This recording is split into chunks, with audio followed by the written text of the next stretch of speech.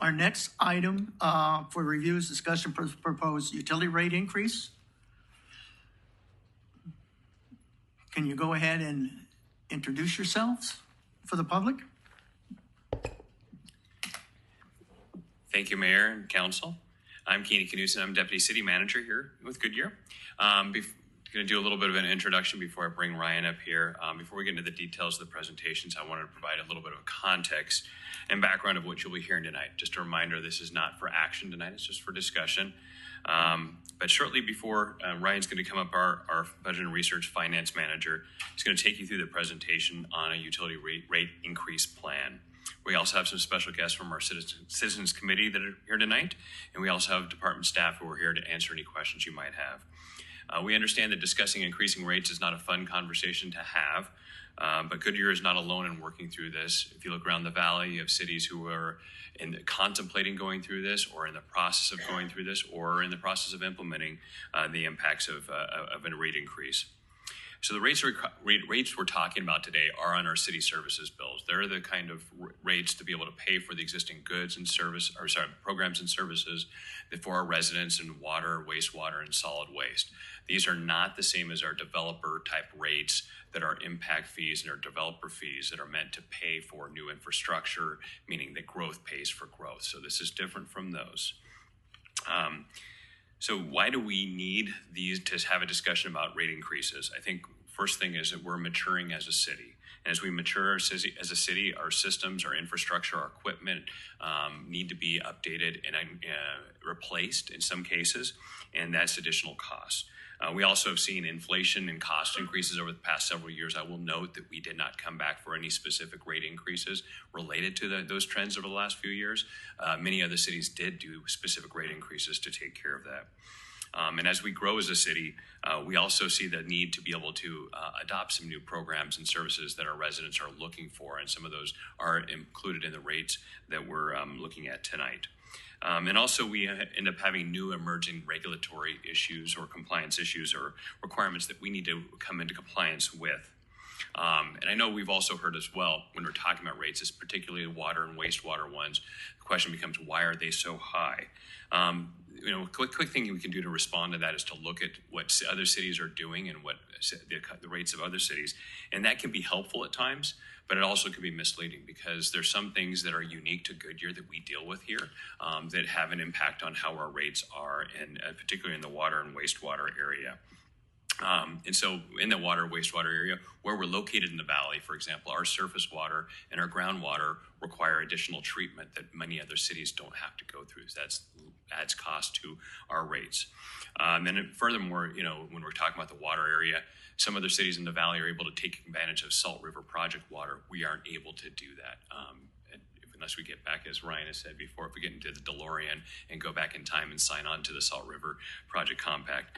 But I know Ryan is going to get into a little more detail, and the team are going to get into a little more details about what contributes to our rates, if you have any specific questions related to that. But I think the basic is that there are valid reasons why our rates where they are, and there are valid reasons why we're talking about rate increases to continue to serve our residents for the years to come. So I'm going to shift a little bit to talk about the rate process we're going through as well. It is a lengthy process. When it's all said and done, this will be about a 10-month process we'll be going through.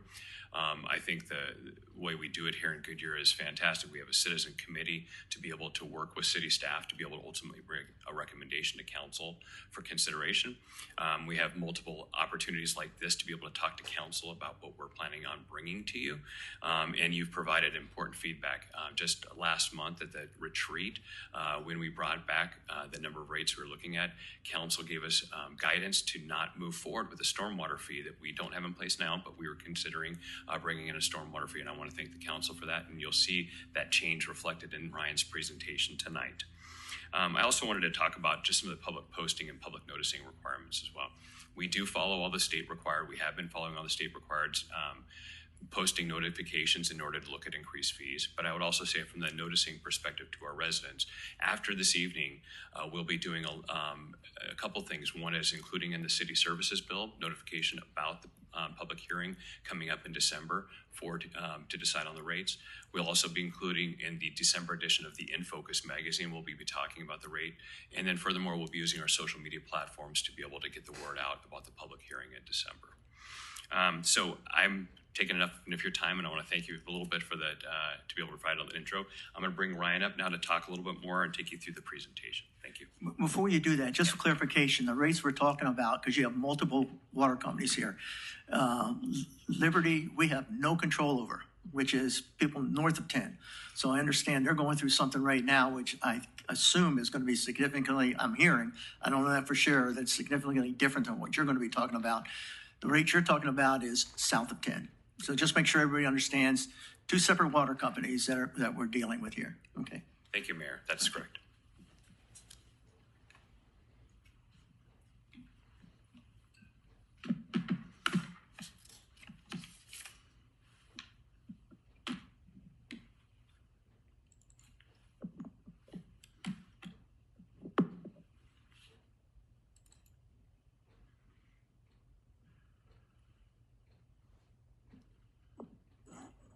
Can we get the screen with the PowerPoint presentations pulled up, please?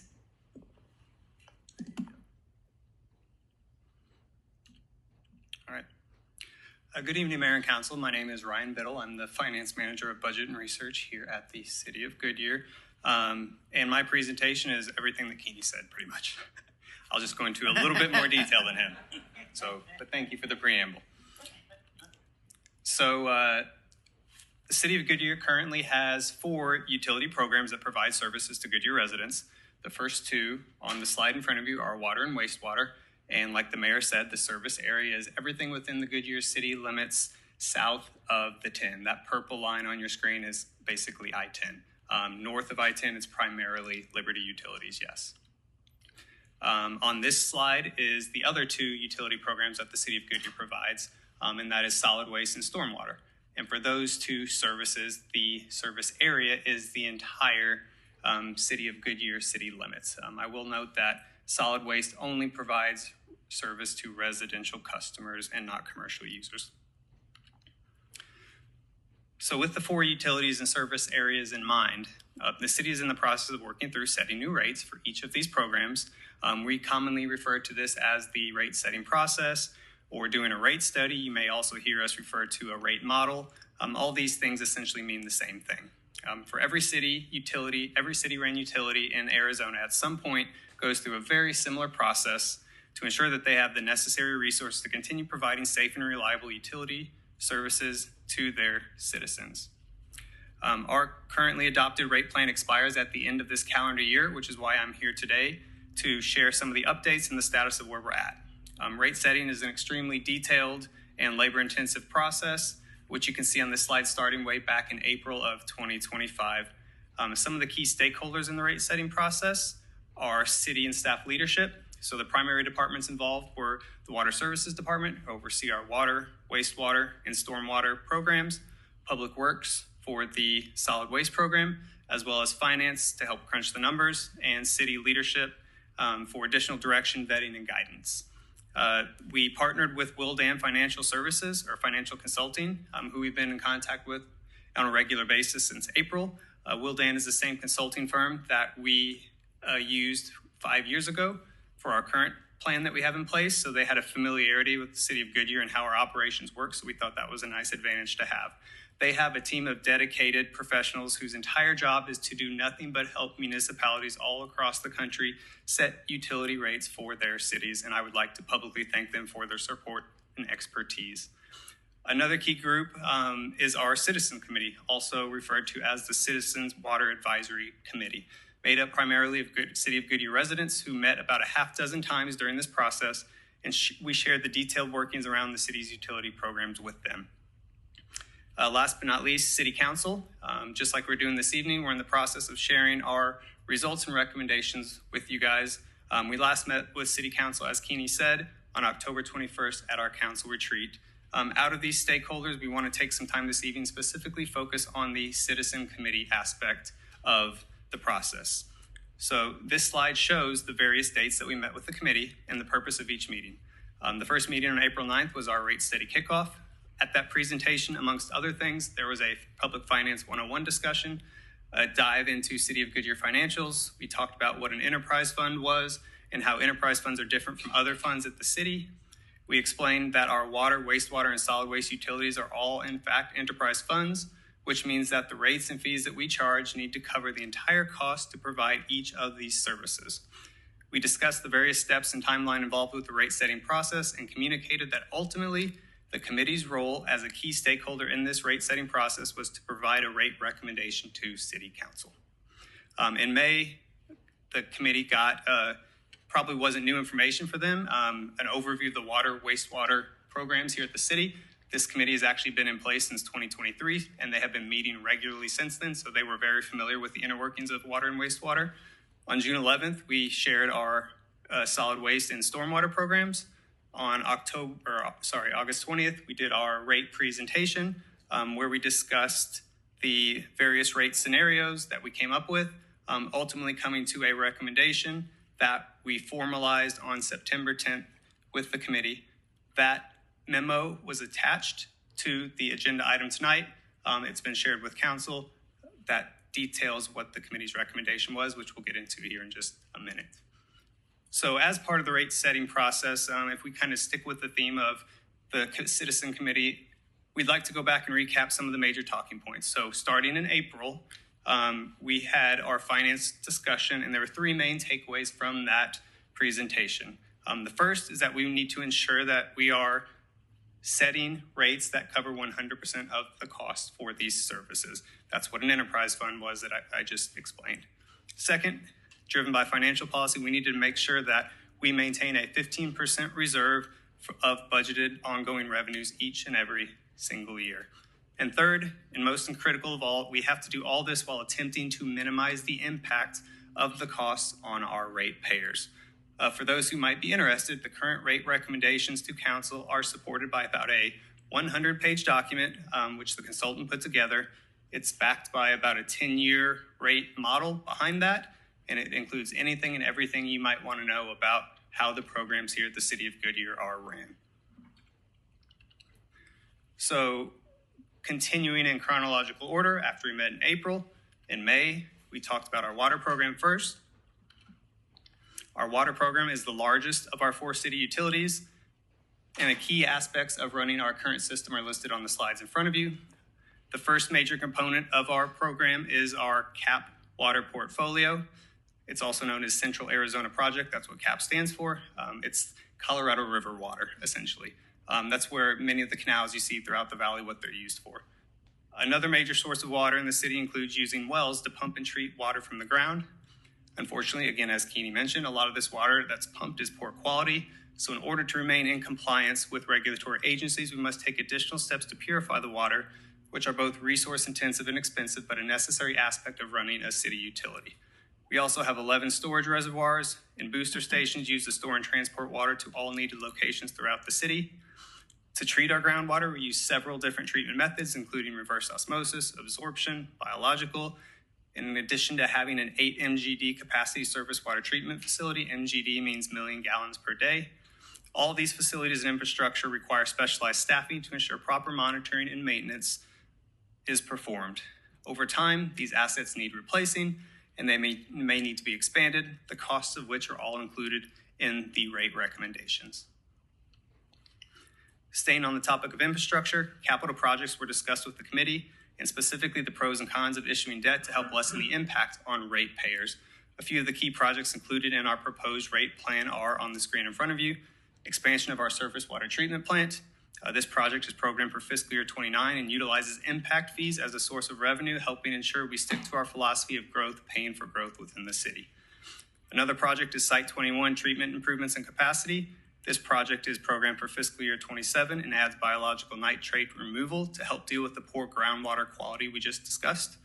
Another project, Salt River Project lateral upgrades, is again meant to help the quality of the water as it gets into our system. And last but not least is a PFAS treatment site 18. PFAS, I said this at the council retreat. Again, I can't pronounce what it actually stands for, but think of those as forever chemicals, things that we have to get rid of. We mentioned this one because this particular project is an unfunded mandate, meaning regulatory agencies say you need to take care of this, but they don't give us the resources to do so. We also talked about what would be included in the rate increases that are being proposed. There's additional funding for our water conservation program. We will continue to outsource the operational staffing for our surface water treatment facility. We talked about issuing debt every 2 years, again, as a way to minimize issuance costs and the overall impact on ratepayers, as well as 11 new FTEs that are needed to support ongoing operations. So what does all this come down to? Again, when we presented the rates to the committee, all these factors went into play, and that looks at a 6.75% annual increase over the next 4 years. That means the monthly bill for an average residential water user in Goodyear would go up $2.71 in 2026 and would go up $35.86 for the average commercial water user in 2026. So residential is just single family homes. Commercial is basically everything else that's not residential. I want you to note that on this slide, the amounts are based on Goodyear customer water averages. The average residential customer in Goodyear uses 7,500 gallons of water a month. The average commercial user uses around 65,000 gallons of water a month. Also note that it's important that these amounts compound each year over year. So that $2.71 in 2026 will go up an additional $2.90 in 2027, an additional $3.09 in 2028, and so on and so forth. That same night, we talked about wastewater. So for the sake of consistency with the committee, we followed the same presentation format, talking about first our existing system. Our existing wastewater system includes 3 water reclamation facilities at the city, the largest of which is our 157th plant, where we're able to treat 5.5 million gallons of water per day, followed in capacity order by our Rainbow Valley and Corrugate plants. In addition, we maintain and oversee 18 lift stations, over 7,000 manholes, and just over 12 miles of sewer main. Similar to what we just discussed with water, our wastewater program includes large investments in infrastructure. The 2 noteworthy projects are expansions of both our 157th plant as well as our Rainbow Valley plant. Again, similar to water, these growth-related projects utilize impact fees as a source of revenue, as well as developer contributions, all of which help minimize the impact of ratepayers to follow with our growth pays for growth strategy. As part of the 157th plant expansion, we're introducing new technology that will help result in better effluent quality. Effluent meaning the quality of the water that leaves our facility after it's being treated. And similar to water, the vast majority of our wastewater capital projects will be funded with debt over 2 years. And the wastewater program is expected to need an additional 12 FTEs to continue ongoing operations. So what does that equate to the average customer bill? It's about 5.5% annual increase year over year. In a similar fashion, you can see this equates to an increase of $3.97 for the average residential customer's monthly bill, an increase of $23.97 for the average commercial user in 2026. Shown on this slide for reference are the average bills for residential and commercial users at 6,000 gallons for residential and commercial at just about 48,000 gallons. Moving forward in time, in June, we met with the committee and talked about solid waste. Currently, our solid waste program provides trash, recycling, and bulk collections only for residential customers. We're able to help dispose of household hazardous waste, but only 1 visit per resident per seasonal event, and we have 2 seasonal events per year here at the city. Other duties include performing inspections upon trash pickup for non-recyclable items, providing assistance with container maintenance when containers are damaged, as well as performing public outreach and education to youth on the importance of recycling. Our solid waste program is much smaller in scale compared to our water and wastewater programs. We only have a single capital project programmed over the next 4 years, which is to add a solid waste operations yard. The solid waste operations yard will include a dedicated household hazardous waste sorting area, which will dramatically improve the safety of our staff and the safe storage of hazardous materials collected from our residents. Our public works team has had multiple trucks catch on fire in the past year due to hazardous materials being included in residents' normal trash pickup as opposed to being disposed of properly. This yard will allow for extended opportunities to drop off hazardous waste as opposed to just the 2 times a year, which we're currently limited to, which will hopefully greatly reduce the risk of future fires by providing a much more convenient option to dispose of these harmful chemicals. Believe it or not, our solid waste monthly fee is at the same level it was back in 2009. I checked that 2 or 3 times because it didn't seem right to me, but as part of our citizen committee, our superintendent, solid waste superintendent who did the presentation, got asked, how have you been managing with those costs not increasing? His response was, I quote, by the skin of our teeth. So, but in our proposed plan, we have programmed just that single debt issuance, and the solid waste program is expected to need 6 additional FTEs or full-time equivalent employees to continue operations. So solid waste, what does that equate to from a customer bill standpoint? On the residential side, $1.82 increase in your monthly bill in 2026, $1.97 in 2027, so on and so forth. Again, we don't provide solid waste services to commercial, so it's not listed here. Last but not least, the same night we covered stormwater. Stormwater is slightly unique from the other utilities in that we don't currently have a stormwater fee. Staff was tasked with bringing a recommendation to council for evaluation. So we went through the same rate setting process with stormwater as we did with water, wastewater, and solid waste. A stormwater fee was proposed as part of our last study in 2020, but council chose not to move forward with it at that point in time. The cost of providing this service today is being paid out of the general fund, the same place where we fund most of our city operations, including public safety and parks, just to name a few. So because there was no existing fee in place, a few different scenarios with the committee were thrown around, and ultimately we landed on a flat fee per month model as the preferred method. On this slide, you can see what that flat fee per month recommendation would be, broken down again between residential and commercial. Just like the other slides, these amounts would have been cumulative in nature over the 4 years of the plan. So the proposed rate increases we just went over were all discussed with the committee in August, and there was great discussion and engagement from everyone in attendance. In addition to recapping the key data points we just went over, we compared Goodyear's utility rates with other cities. We talked through the pros and cons of adding a stormwater fee, and a few weeks later, we got back together in September to take a formal vote on the recommendations, which passed by a 4-2 count. The recommendation was captured, as I mentioned earlier, in a memo, which has been shared with council and attached to this meeting agenda.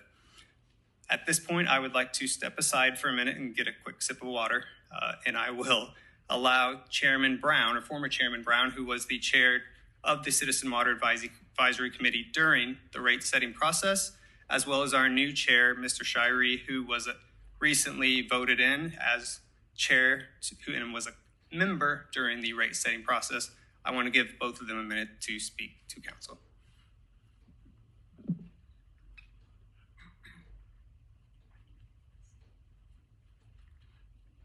Good evening. Pleasure to be able to speak with all of you. Thank you so much for this opportunity, Mr. Mayor and council. Thank you for your service and all that you do for our community. As part of the Citizens Water Advisory Committee, we've learned so much about how the city of Goodyear works to keep our prices low and to do things with excellence. And the many directors and such that we have met along the way, their work is greatly appreciated. As you saw there on the screen, there was a 4-2 vote to support the increase of the rate. Myself and Commissioner Gallego were the two that voted no. And I just wanted to share a few thoughts with you on why we did that. So, as members of the Citizens Water Advisory Commission, we have gained a greater understanding of the modern cost of maintaining healthy water and the future needs to find new water sources. it is understandable that rate increases have to be considered. Commissioner Chad Gallego and I voted no on the proposed increase as it was presented, since at that time the budget being presented tonight is better with some changes and with including the total removal of adding the stormwater increase. Respectfully, I ask the council to be considerate of the current, near future, and extended future of how our city growth can be viewed through the lens of water.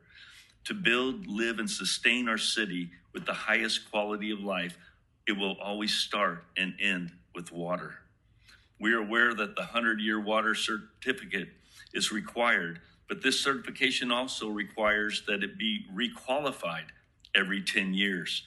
There will be significant costs to maximize our current real water credits that we currently have, and there'll be even more significant costs to find new real water credits to facilitate the future growth. So please consider what the current cost a citizen pays for water today and how high that will increase going up year after year.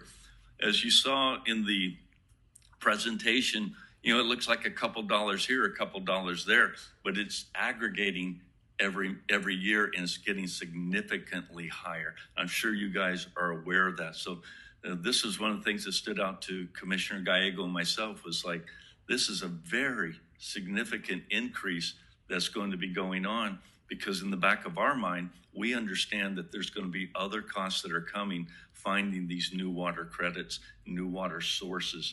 And so we were very concerned about looking at that overall cost when it was put together that way. So I just want you guys to consider this question. To be a citizen and a business owner in the city of Goodyear, how high is too high when it comes to your water rates? We do understand that our situation is unique. The quality of the water we have, the resources, water, and things like that, it makes our costs higher. We understand that, but we still ask the council to consider how high is too high. Myself, at the time I was the chair of the committee, I could not recommend that we as citizens say, yeah, this is a great idea with the size of the increase. That definitely falls on the shoulders of all of you, and we respect that. You have to make those considerations. But one of the things that I would suggest, other than just pointing out the obvious, is what can we do to mitigate the size of the water bill for our citizens and our business owners? The best suggestion I would have goes back to what we ended up looking at with stormwater. Stormwater is being supported from the general budget. And perhaps to keep some of these costs down, that rather than just saying it's all self-supporting, there may be a time when the council would have to think, is there a part of the general budget that should go to water, as we have so much growth, we have new businesses coming in, tens of thousands, hundreds of thousands of people stop, stay, they fill up with gas, they spend the night, they vacation here. Could some of that general budget be considered to keep our monthly rates at least closer to where they are, because we know where they're going? It's not an easy decision to make, but it is one that I'd ask the council to make, and that was my view from a Citizens Water Advisory Committee. Thank you. Mayor and council members, my name is Robert Shirey. I am the new chairman of the Citizens Water Committee. Coming from a yay for support. I come from the water industry. I know what the cost of gaining water is. I know that, again, it's been told numerous times why we have to spend so much for water. Again, being in city municipality, I know how much we have to pay for water. I know how much it costs for us to treat the water. It's not getting any cheaper. We are post-COVID, everything they're running with it, it's getting higher and higher. As a committee, I can speak for all of us that we, again, do not want to do rate increases because, again, we know the impacts they have. But to the contrary, it has to get paid for. Again, we were being very conscious of how much that was. Again, taking into consideration that stormwater is being paid out of general fund. Well, you have public safety being taken out of general fund that is taking a portion of that. Water, wastewater, again, it is important. It is public safety, because if you don't have clean water going out, it's a public safety concern. If you have poor water, public safety concern. Again, we don't enjoy talking about rate increases. I personally don't want my bill to go up, but I understand that it's a necessity to keep the system running, especially with new technologies. Again, water and wastewater is very unique because there's only certain things you can do to it to make it drinking water quality, or to treat the wastewater to then be able to put it back into the ground safely against all the regulatory agencies, because quite frankly, they make it harder and harder every year, which they should. It should be very, very hard to just release water without having some kind of stringent quality checks. So from the positive side, again, we don't want a rate increase, but we understand it is a necessity. We're growing. Again, you've given numbers this entire council meeting of how little our population started to where it is now. So thank you for your time. If you have any questions. Okay, thank you very much.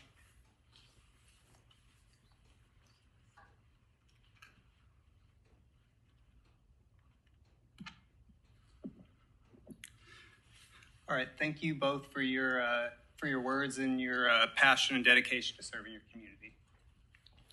So, switching gears from the citizen committee involvement as a key stakeholder to involvement with council as a key stakeholder in this process, we've met twice since the citizen committee adjourned, essentially as in their role with the rate setting process. The first of which was on September 17th via a work session where only stormwater was discussed. From that work session, no formal action or direction was given. But then a second meeting occurred on October 21st as part of the council retreat, which I'd like to go through similar to what we just did with the citizen committee, and give a little bit more detail as to what was discussed with council at that point in time. So at the council retreat, staff presented information in a very similar fashion to how it was presented to the citizen committee. We started by discussing the rate setting process. We talked through the various interactions between the city, our consultant, and the citizen committee. And then we went over each utility, talked about the existing system components, cost drivers. We confirmed recommendations are in compliance with our financial policy, and we shared the recommendations from the committee, as well as comparing all of our proposed rates to other cities in the valley. Probably the most important takeaway, as has already been discussed from the council retreat, was direction to remove the proposed stormwater fee from consideration, which means the remainder of this presentation, the scope of it is just with water, wastewater, and solid waste.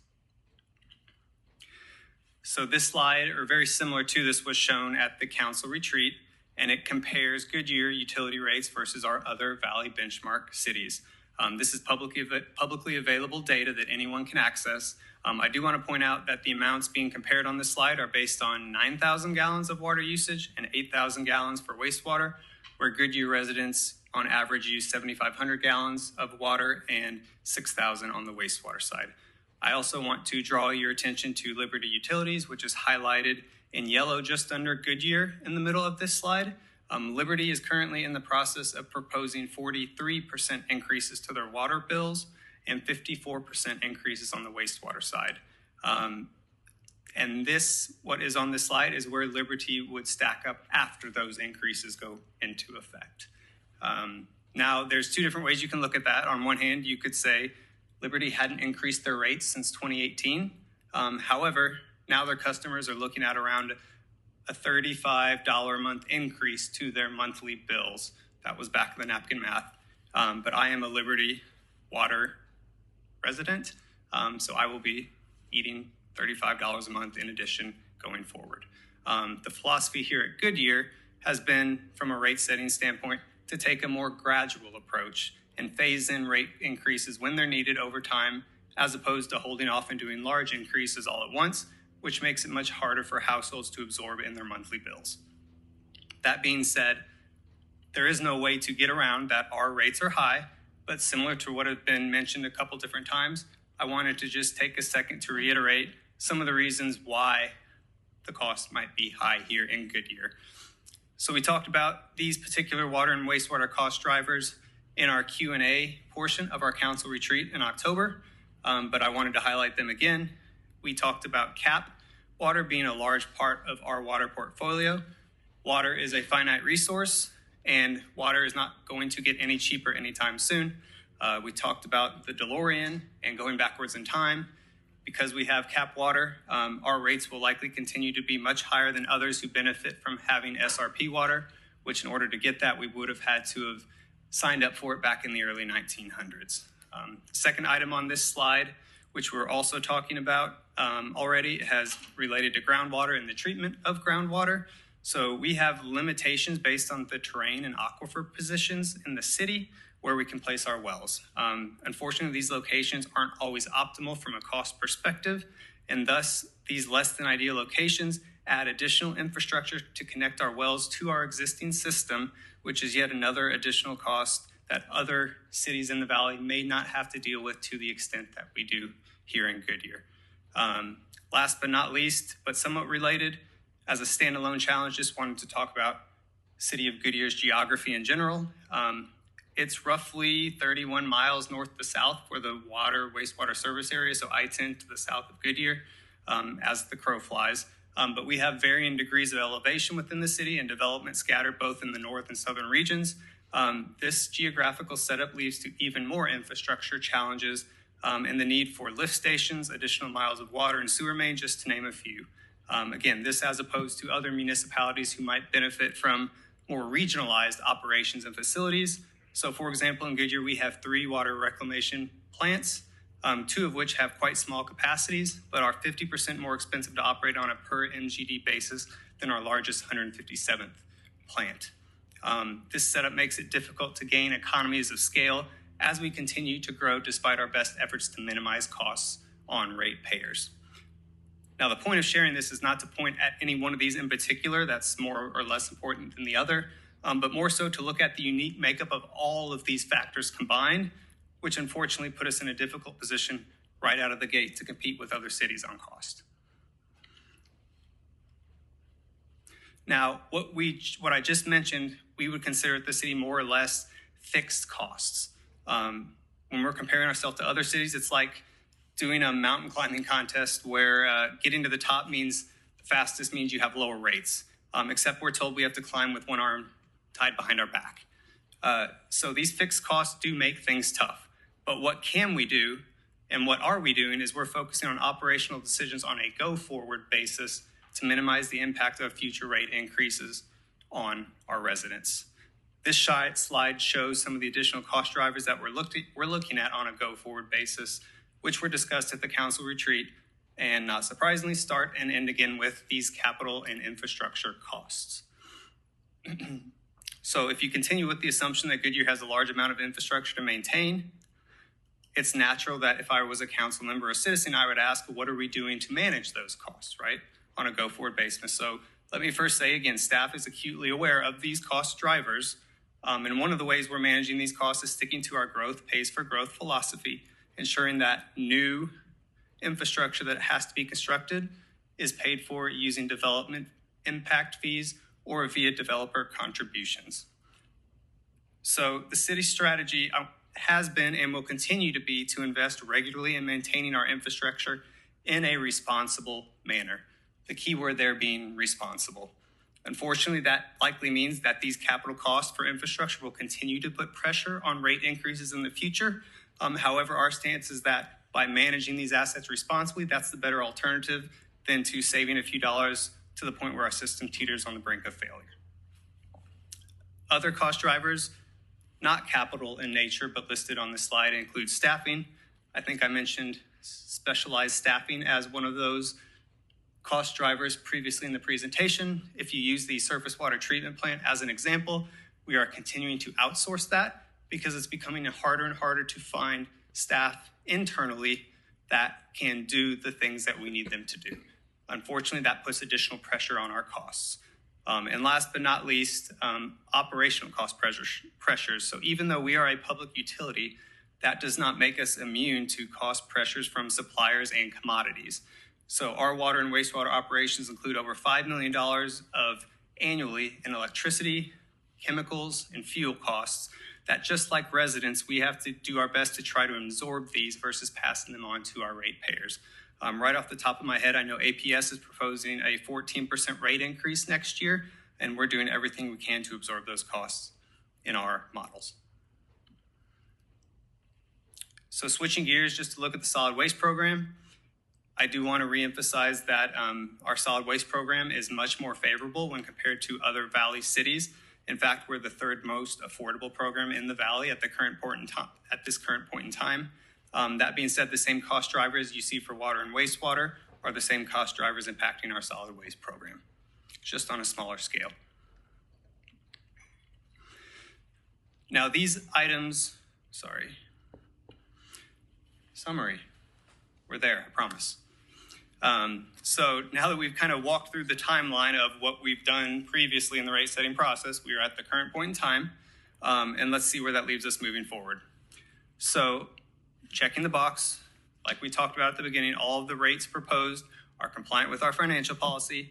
We're covering 100% of our costs and minimizing the impact on ratepayers by utilizing other sources of revenue where available. This slide shows a visual of the proposed rate increases, both for residential customers on the left and commercial customers on the right, along with current direction from both the Citizen Committee and City Council. You can see in red, despite Citizen Committee recommending the addition of a new stormwater fee per direction at our council retreat, as we've said, we will not be moving forward with that fee. So for Goodyear residents, this is probably one of the slides they care about the most. And this summarizes everything that we just talked about in the rate setting process. So this shows the monthly customer bill impact over our 4-year proposed plan. Think of this as a summary of the rate setting process as a whole. The total impact of the 3 proposed rates comes up to $8.50 a month, more next year for the average residential customer. You can see that amount in the total monthly bill impact line, which equates to about a 5.8 to 5.9% increase year over year for the next 4 years. This is the exact same information, except showing the average customer bill, not just the increase, which we showed on the previous slide. Again, the takeaway, 5.8%, 5.9% year over year for residential customers. Showing the same thing for illustrative purposes, just looking at commercial instead. Here are the increases. On the commercial side, the increase is around 6.5%. And the total bills, again, showing broken down by the various increases, that's 6.5% for the commercial side.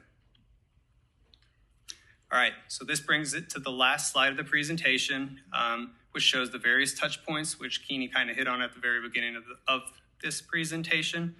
We talked about the Citizen Committee and the Council Retreat in depth. We've talked about the statutory requirements, which as of tonight, all have been met. The next step in the process is the public hearing on December 15th. As Kini mentioned, some of these touch points are above and beyond what is statutorily required, including the entire Citizen Committee involvement, as well as noticing to customers, which we will be doing here very shortly on their monthly bills. We'll be blasting this out on social media. We will be putting an FAQ document out on our website, as well as putting it in our In Focus magazine here in December.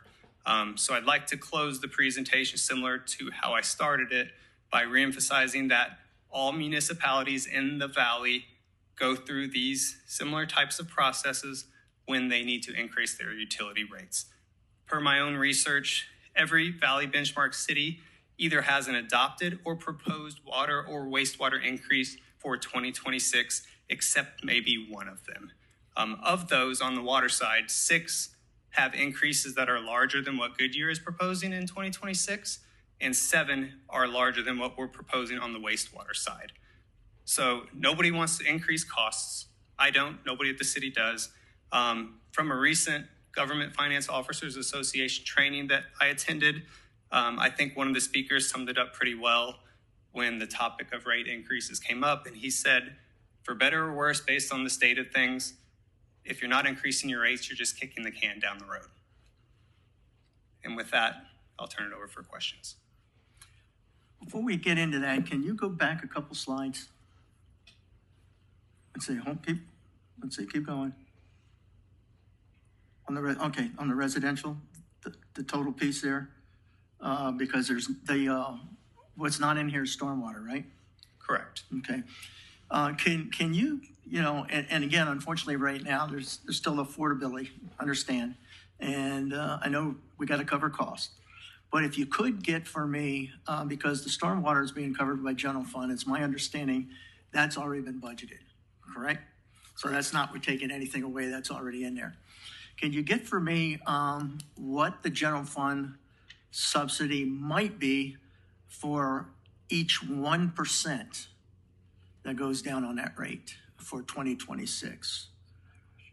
Yes. Okay, and the only reason why I ask that is you can use, when you talk about police and fire and all that's ongoing.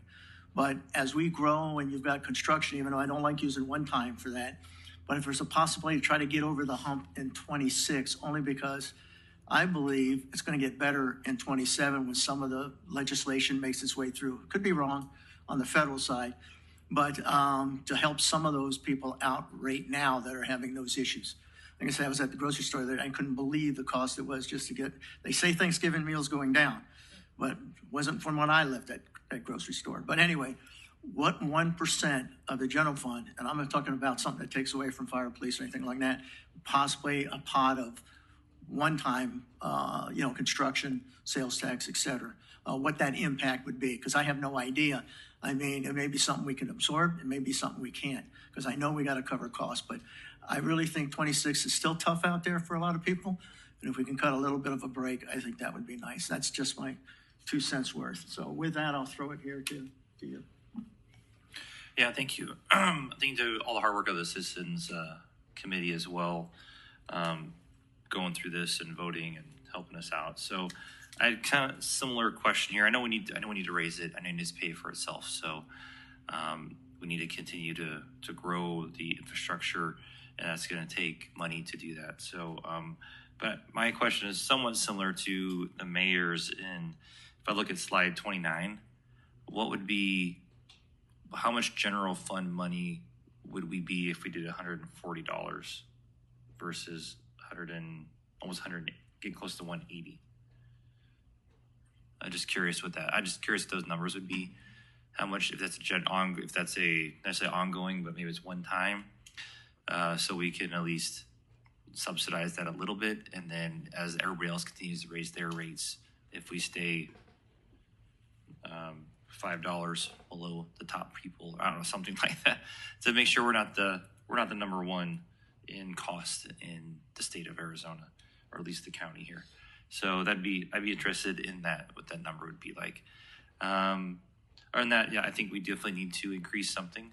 So we're not going to be able to not increase something. So, but I'd just like to make it an easier impact on our residents, because it is tough, and there are a lot of fixed income residents, and there's a lot of just a lot of increases all around, like you stated with APS and everybody else. So if I can try to absorb it a little bit, at least for a season or a time, I think that I'd be interested in that. So I know we're not taking any action today, just wanted to voice that. So thank you. Councilman Terry. Thanks, Mayor. Ryan, we've mentioned enterprise funds as kind of the source of that. Can you expand a little bit on what makes this an enterprise fund? Kind of what happens if we run a surplus deficit? For example, can these fees, I guess, working your way to it, can these fees be paid or used to pay, for example, your salary or other costs other than what we're specifically talking about here? Yeah, so what we're doing today is driven by our city financial policy. So to do anything that the mayor or council member Hampton was suggested would take an amendment to our financial policy to change what we would consider an enterprise fund. Currently today, to answer your question, the answer is no. The enterprise fund only pays for the salaries and costs of people directly that are working for those programs here at the city. Okay, thank you. And then we've talked about development impact fees. At the same time, talking about rate increases needed for investment in infrastructure. Where is that balance, or when this hearing happens next month? Where's that balance on what gets paid with a development impact fee or what gets paid just in rate increase as far as our investments in our infrastructure? And is that strictly defined, or is that there wiggle room in there? So the development impact fee process, similar to what we're doing with utility rates, has state statute guidelines around how often you have to revisit those and what you can or can't do with those fees. And so to go back and update our impact fees would basically take a similar process to what we're doing now, public engagement. Developers are typically the ones who push back because they are the ones likely on the hook for this. That's where the growth pays for growth mindset comes from. So it's very much so a conversation with them on what's reasonable and what our justification is for that. Okay, I appreciate that. And then the stormwater fee, I know you said guidance is that wouldn't be coming forward. I just wanted to confirm that's not coming forward. That was what, $2.20, so $4.50, almost $10 over the next 4 years on top of the bill that isn't going to be coming forward next month. That is correct. We're not moving forward with that. Okay, and then I appreciated the difference, or the defining the difference between Liberty, and you mentioned their rate increases. I heard from the forum last month, 40-something% in water, 54% wastewater. Unfortunately, when dealing with utilities, as the mayor said, when it came to groceries, the price of everything right now is through the roof, has been for several years. So, no, I agree with Councilmember Hampton. Something has to go up. We just need to probe around to make sure that we are not burdening our residents too much. Before I go to Kaino, just for real quick, when we talk about our financial policies, I recall in the past when we did our water treatment facility, we used general obligation bonds, which somewhat kind of violated that policy a little bit, because general obligation bonds are paid with property tax, and we have multiple utility companies. So in essence, people outside of our system, because of the size of that water treatment facility and how we got that money, were used to help pay for some of that because they felt the importance that everybody benefits. So it's not like it would be unique, I'll put it to you that way, as far as crossing that. So I just want to make sure that point's there, because some of you that weren't on this council when they actually did the general obligation bonds for the water treatment facility, which kind of crossed the line, because I was against that, lost that argument, but I just want to make sure that that's there. Go ahead, Councilmember Kaino. Okay. Well, first off, I wanted to thank you, Kini, for the introduction, and also the city's approach to be very proactive to get information out through social media and other ways. It's going to be difficult. We'll get a lot of feedback. I'm sure that there will be a lot of commentary in a lot of places, but it's the right thing to do. And just appreciate that history. I want to thank the Citizen Committee for the work that they have done. They were brought together to cover a myriad of water topics, and then we've always convened a Citizen Committee for rates, and they graciously took on this topic, which is a thankless job, honestly. They're residents or business owners here, and so they know that there is a big impact.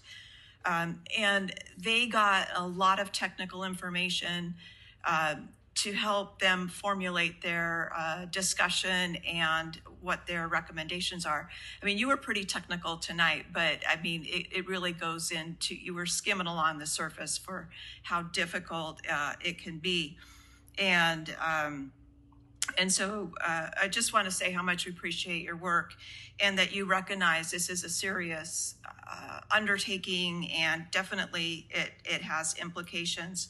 Now, we've been hearing about our poor water quality and special treatment that's required, but I would like to ask Barbara if you could put in layman's terms about what makes our water so unique that makes it so expensive to treat. Yes, so Barbara Chappell, Water Services Director. I guess I should introduce myself. Thank you.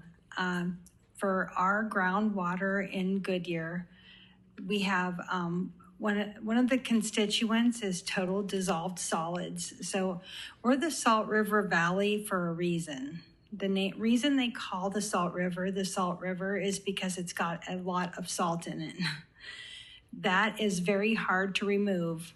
Maybe not as hard as desalinating ocean water, but it's a very similar process. So many of the valley cities aren't as reliant on groundwater because they have multiple surface water sources, and they're also located upstream. Everything's flowing down towards the Southwest Valley, which is just accumulating all of those salts along the way, as well as nitrates from the agriculture fields. And there's naturally occurring arsenic down here. There's just multiple constituents that require very intensive treatment, and in some cases, multiple treatment processes at each facility. Okay, so that definitely adds a lot of cost to it to ensure that you meet the legal standards of what you have to produce, and that's helpful. Now, there was a number of FTEs shown, well, full-time employees shown for each classification. Is that something that's going to be added all at once or every year? What's the plan? No, we have those planned throughout the next 4 years, Okay. and we did our best guess for those future years. We will make sure that our workloads and our performance indicators trigger those new positions before we request them through the budget cycle. And so they'll be approved on an annual basis. This does not approve any FTEs. Okay. That's done through our budget. What you're doing then is budgeting for them. When I look here at slide 29, and it shows Goodyear's rates, but our average water is 7.5 and the wastewater 6, but is this the bill for the 9 and the 8? The 9, the higher? Yeah. Okay, so it doesn't really show, it feels like apples and oranges in a way. It's like unnaturally high. Yes, it's when we put this together, we wanted to find some unbiased public available data. Okay. And it is very difficult to get historical. There's forward-looking information for utilities on rates that are coming, but going backwards in time is quite labor-intensive and difficult to discern. So because the Valley Benchmark cities had already put this together, we use that as our source of information. Okay. Much of my career was spent with the City of Phoenix Water Services Department, and there is a philosophy about if you don't generate the money that you need to run, you end up deferring maintenance, you end up deferring work that needs to be done, which then becomes problematic in that once you get behind, it's really hard to get up. And because this industry is so regulated, then you can run afoul with all the myriad of governmental agencies, and or you can lose the public trust or have a public a water safety event. And so it's really imperative that we don't let our infrastructure go bad. When we talked about stormwater rate at the retreat, it was a higher amount than that 2.25, wasn't it? At the retreat, at that point in time, no, it was not. No, it was there the was same. A previous scenario Okay, ran by the because citizen committee that they chose to go with this lower rate. Okay, that was because presented. it ended up with a substantial cumulatively. And these slides are hard because you just show each year, and there's only one slide with a cumulative, which really shows the true picture. So I think our concession, at least in my mind, is the impact on the ratepayer is that the stormwater was going to be out of the question. Most of us live in HOAs. We're paying HOA dues that are taking care of the stormwater on our immediate area that's feeding into the system. And so I felt like that was the relief for the rates, was to take that off. And it seemed like it was a lot. I guess one thing I would say, those of us who live in the Liberty service area, we're about to get a significant hike with no opportunity to have that subsidized by the taxpayers. So I would just caution that because we're not going to get our money supplemented. But this is a really difficult thing to do. But unfortunately, the reality is that water is going to continue to be more expensive. Energy is going to continue to be more expensive. And I just went to a seminar about data centers and AI, and all the industry still wants to come here because our energy rates are still lower, which, you know, to us who pay our air conditioning bill, it feels crazy. But and it's just, it will change water behavior at home. I know that when I had a significant jump of Liberty before, out went the lawn and in came the artificial turf. Very, very careful about water. And now I'm going to have to, I'll see that we'll definitely get more careful. But it is really an unfortunate thing, but we have to ensure that our water services can meet the needs and deliver that safe water, drinking water, and take away the other water, and make sure that you know, nobody is ever harmed by the work that they do. So thank you. Councilmember Beckles. First of all, Barbara, I wanted to thank you for your summary regarding why our water is so expensive.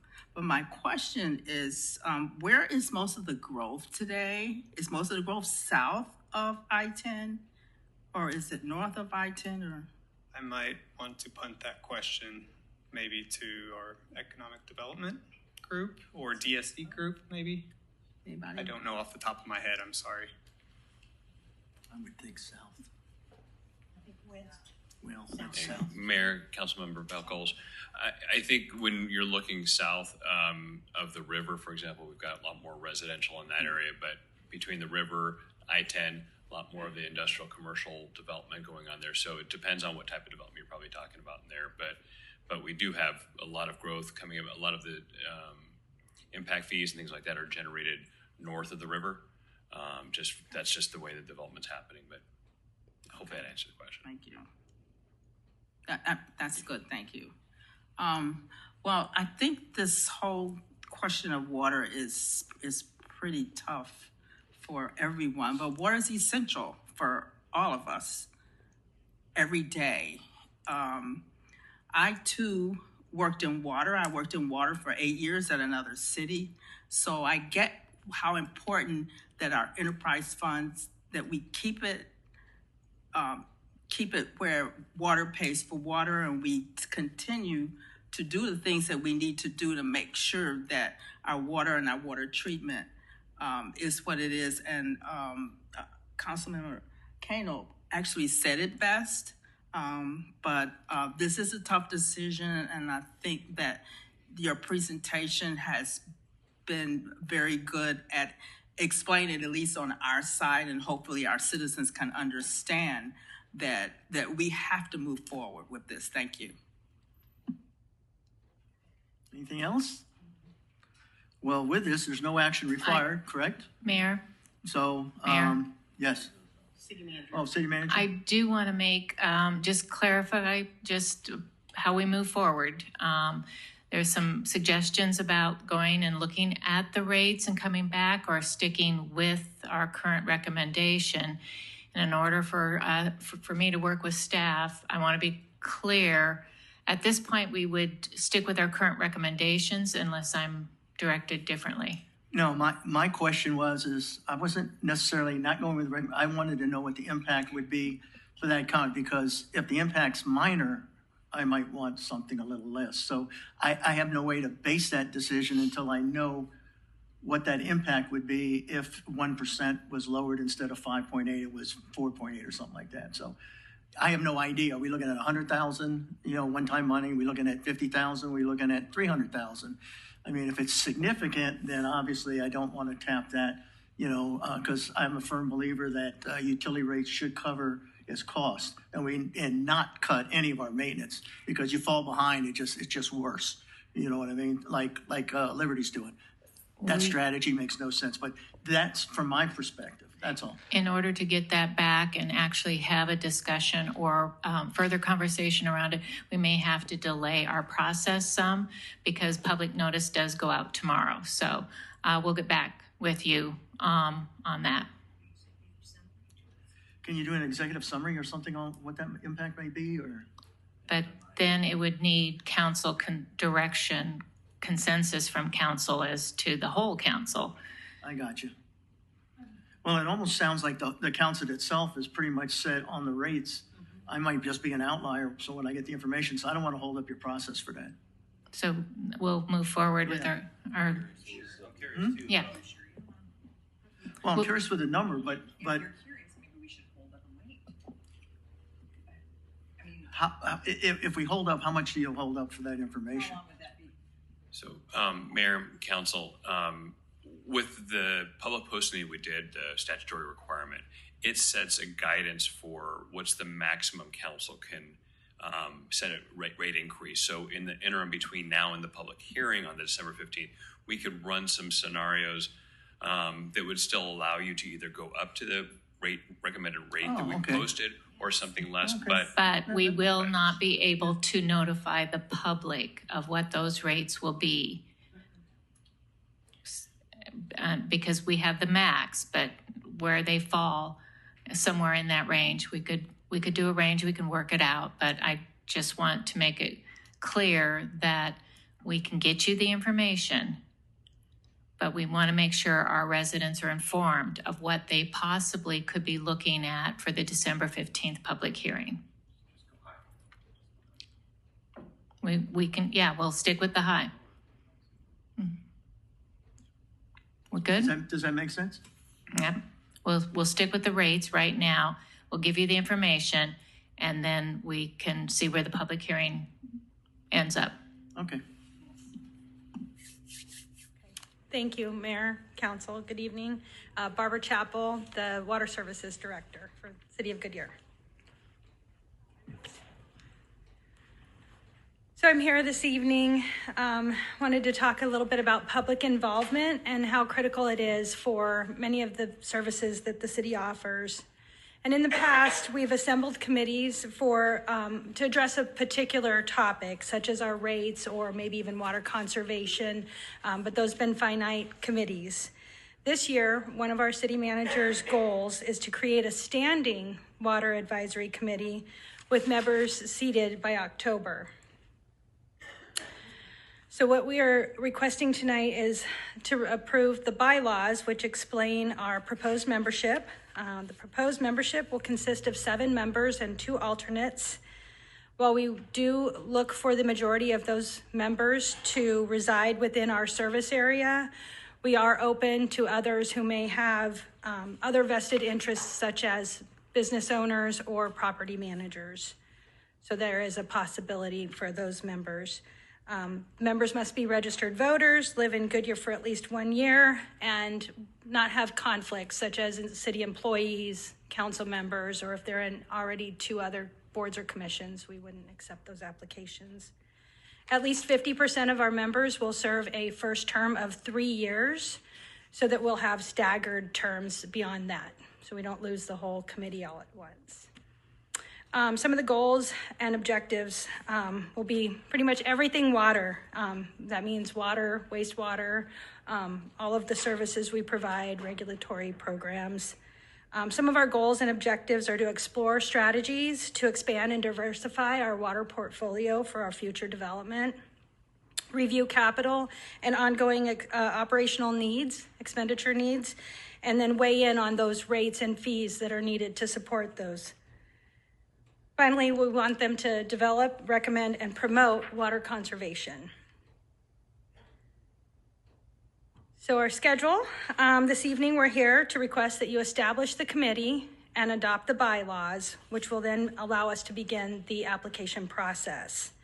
We plan to recruit this summer, so it's July through September. We'll be looking for applications. We do have a small list of individuals who have already expressed interest that we'll be sure to reach out to and get those applications back. We'll be back in front of you in October to seat the committee based on that schedule and our that we're looking for. And then we'll be holding our first meeting starting in November. So any questions? I'm here.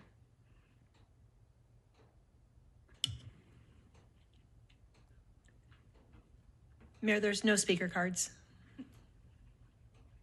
Thank you. City Clerk? Yep, that would help. City Clerk, please. It's been an interesting night. Will the City Clerk please read resolution number 2023-2312 by title only?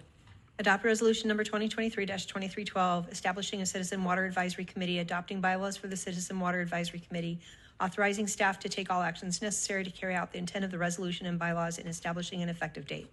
Thank you. Let's see, we got a motion and we got a second. And open for discussion.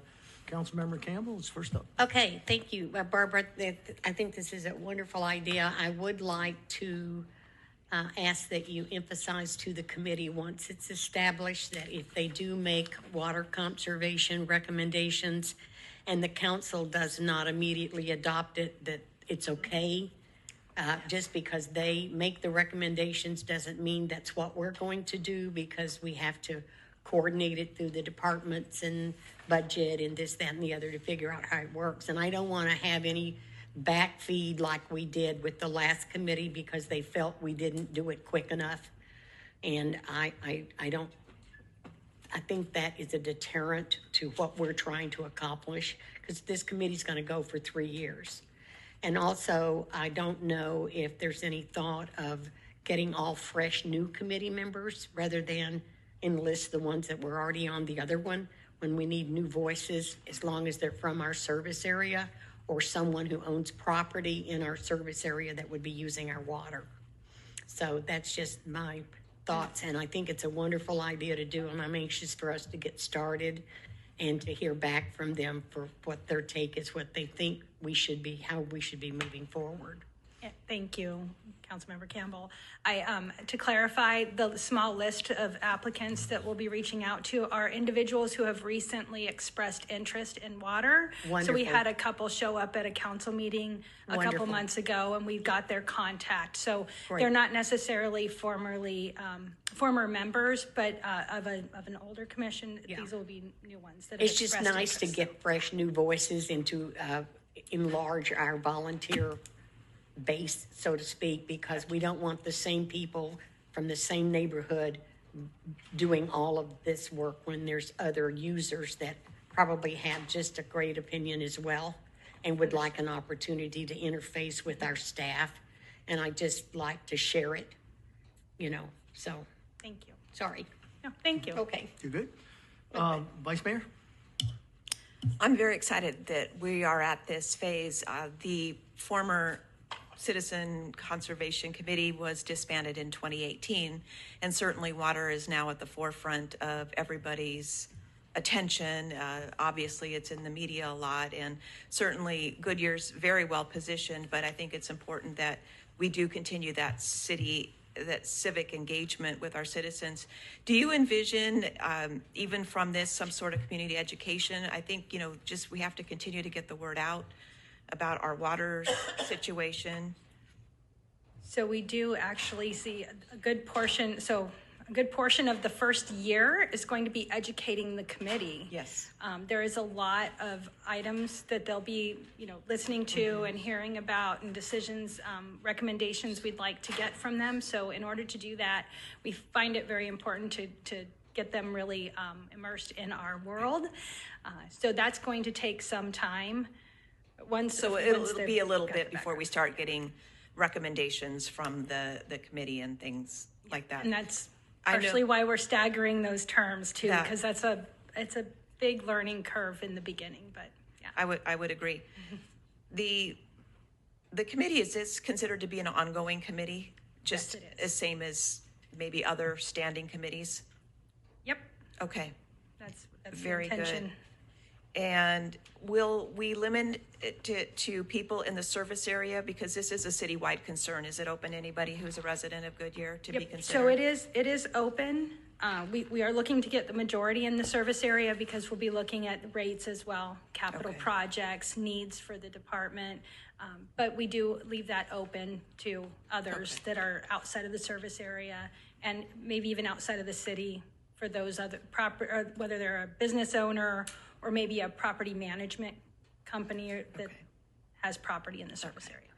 And regarding the previous committee's recommendations, I know that they were vetted through city employees and even prior to bringing them to council before. So I'm sure you'll engage your internal resources as well to manage expectations and things like that. So Manu, I'm very excited that we're doing this, and thank you for bringing it forward.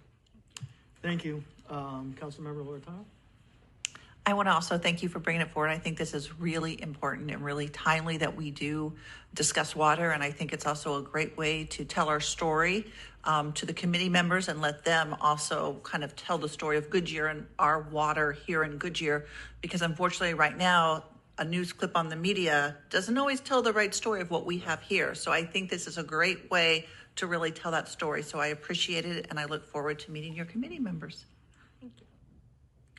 Yeah, I don't know how much more to add on, except you're at the forefront now. I mean, water is the key, and we want to make sure that we get the right message out there, because unfortunately, sometimes the message isn't exactly correct. So we want to make sure we get that out there, and I'm a firm believer, I'm sure like the Vice Mayor, a drop saved is when you don't have to pump. So anything we can figure out a way of conserving, even on maybe some of the recommendations, we get away from actually real grass to more fake grass in some of our development, as opposed to things that need less water. Maybe it's even on how we landscape now, even maybe on our right-of-ways, that more water drought type of resistant plants. So again, really looking forward to what you kind of come up with.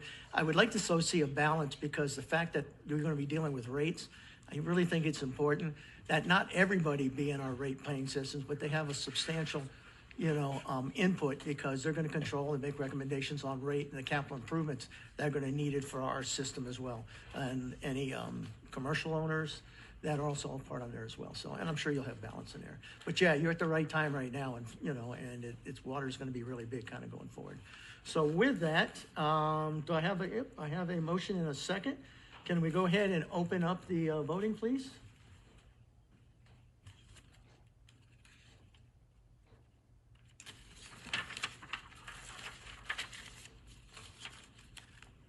Passes 7-0. Thank you.